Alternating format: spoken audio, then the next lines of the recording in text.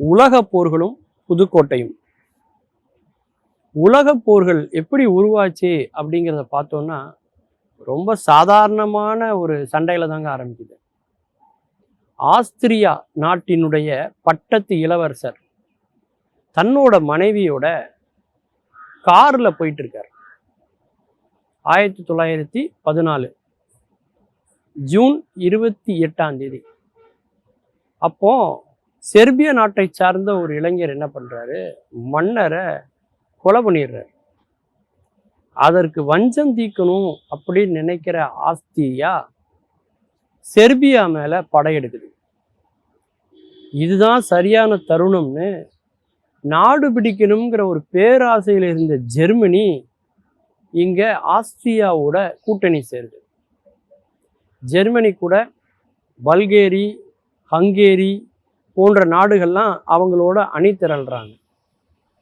இந்த பக்கம் செர்பியாவுக்கு துணையா யார் இருக்காங்க அப்படின்னு பார்த்தீங்கன்னா பிரிட்டன், பிரான்ஸு, ஜப்பான், சீனா, ரஷ்யா, அவங்களாம் இந்த பக்கம். இப்படி உலகத்துல மிக முக்கியமான வலிமை வாய்ந்த நாடுகள் எல்லாம் 2 அணியா பிரிஞ்சு நடந்தது தான் உலக யுத்தங்கள். இந்த உலக யுத்தத்துல பார்த்தீங்கன்னா ஒவ்வொரு நாடும் பேரிழப்பை சந்திச்சது அப்படின்னாலும் கூட அதுக்கு இந்தியாவினுடைய பங்கு பெரும் பங்கா இருந்தது. இப்போ பிரிட்டன் சூரியனே அஸ்தமிக்காது என்று இருமாப்போடு இருந்த நாடு பிரிட்டன். இப்போ இந்த உலக போர்ல பிரிட்டனுக்கு ஒரு பெரிய நெருக்கடி என்னன்னா, பிரிட்டனும் தோத்து போயிடக்கூடாது, பிரிட்டனினுடைய காலனி ஆதிக்கத்துக்கு உட்பட்டு இருக்கக்கூடிய நாடுகளும் தோத்துடக்கூடாது.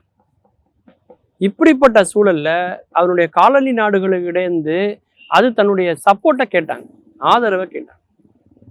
அப்படித்தான் பிரிட்டன் இந்தியாட்ட தன்னுடைய ஆதரவை கேட்குறாங்க.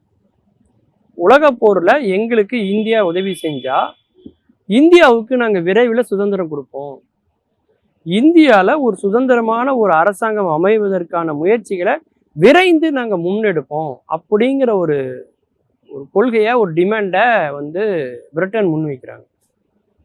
அப்போ இந்தியாவில் உள்ள மாகாணங்கள்ல முதல்ல அதுக்கு சம்மதித்து ஆங்கில அரசாங்கத்தோட ஒரு நெருக்கத்தை ஏற்படுத்தின ஒரு சமஸ்தானம் அப்படின்னா புதுக்கோட்டை சமஸ்தானம். இந்தியாவுக்கு சுதந்திரம் வரணும் அப்படின்னா அதற்காக நாங்கள் இந்த தியாகத்தை செய்ய தயார், இந்த உதவியை செய்ய தயார்னு முதல்ல அவங்க தான் முன் வர்றாங்க. புதுக்கோட்டையினுடைய மகாராஜாவாக இருக்கிறவர், அதாவது மார்த்தாண்ட தொண்டைமான் அப்படின்னு சொல்லுவாங்க அவரை. மார்த்தாண்ட பைரவ தொண்டைமான்ங்கிறது அவருடைய முழு பெயர். அவர் என்ன பண்ணுறாரு, மழை பெய்யக்கூடிய மாதங்கள், குளிர் அடிக்கக்கூடிய மாதங்கள் அதுலெல்லாம் புதுக்கோட்டையிலே இருப்பார். தமிழ்நாட்டில் வெயில் அடிக்கக்கூடிய அந்த கோடை காலம் அப்படின்னா அவர் யூரோப் கண்ட்ரிக்கு சுற்றுப்பயணம் போயிடுவார், டூர் போயிடுவார். அதுதான் அவருடைய ஒவ்வொரு ஆண்டு வழக்கமாகவும் இருந்துச்சு. அப்படி அவர் ஐரோப்பாவுக்கு போகும்போது அவர் பிரான்ஸுக்கு போகிறாரு. அப்போதான் உலக போர் ஆரம்பிக்குது. அதனால வேற்று நாட்டவர்கள் யாரும் பிரான்ஸ்ல இருக்கக்கூடாது அப்படின்னு ஒரு சட்டத்தை பிரான்ஸ் அரசாங்கம் ஏற்றுறாங்க. அதனால அவர் பிரான்ஸ்லேருந்து பிரிட்டன் போறாரு. பிரிட்டன்ல தான் அவங்கள சந்திக்கிறாரு, பிரிட்டிஷ் பீப்புளை. அவங்க சொல்றாங்க, உங்களுடைய சமஸ்தானத்திலேருந்து எங்களுக்கு ஆதரவு வேணும் அப்படின்னு அவங்க கேட்குறாங்க. என்னென்ன மாதிரி ஆதரவு கொடுக்கலாம் அப்படிங்கிறதெல்லாம் தெரிந்து கொள்ளணும் அப்படிங்கிறதுக்காக தான் அவர் மறுபடியும் புதுக்கோட்டைக்கு வர்றார். இங்கு அவர் எல்லாத்தையும் பேச்சுவார்த்தைகள் நடத்துறாரு. இந்தியா உதவும், கண்டிப்பாக எங்களுடைய புதுக்கோட்டை உதவும், சமஸ்தானம் உதவுங்கிறத அவங்களுக்கு தெரியப்படுத்துறாரு. அதனால அவருக்கான பயண செலவை ஆங்கில அரசாங்கம் கூட்டி உயர்த்தி அவங்க கொடுக்குறாங்க. அதனால இன்னும் அவர் சுதந்திரமா பல நாடுகளுக்கு போறதுக்கான வாய்ப்பை அதை ஏற்படுத்துது. அந்த நன்றியின் கடனை அவர் என்ன பண்றாருன்னா, இந்தியா சுதந்திரம் அடையணும் அப்படிங்கிறதுக்காக, நம்மை அடிமைப்படுத்திய பிரிட்டிஷ்காரங்களுக்கு உலக போர்ல வெற்றி தரணுங்கிறதுக்காக புதுக்கோட்டை சமஸ்தானத்தை அவர் பயன்படுத்துறாரு. போர் கருவிகளை உதவி செய்கிறாரு, பணத்தை அனுப்பி வைக்கிறாரு.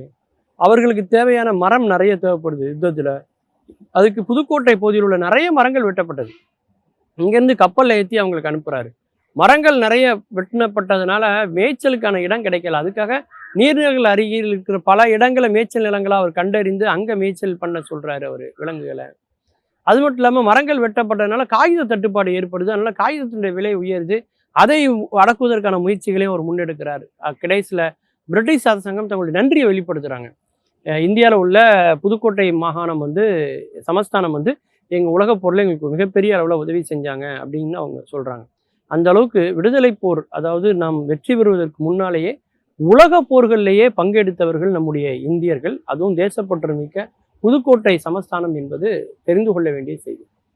மீண்டும் பல புதிய தகவல்களோடு, அதில் அறியப்படாத பக்கங்களோடு உங்களை சந்திக்கிறேன். நன்றி, வணக்கம்.